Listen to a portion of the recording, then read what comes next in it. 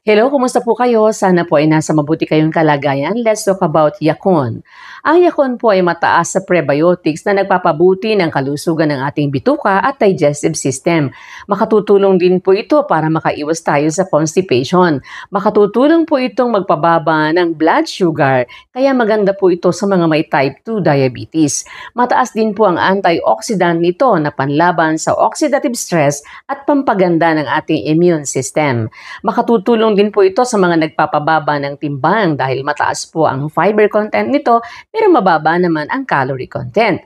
Nagbibigay din po ito ng mahalagang nutrients sa ating katawan kagaya ng calcium, potassium, and iron na kailangan naman para maging malusog ang ating puso, dugo at mga buto. Sa pangkalahatan, ang yakon po ay masustansyang pagkain na maraming benepisyo para sa ating kalusugan lalo na sa ating digestive health at tumutulong din po ito na labanan ang mga metabolic problems kagaya ng pagtaas ng blood sugar. Sana po ay may natutuhan kayo. Don't forget to comment, like, follow, and share. Maraming salamat po.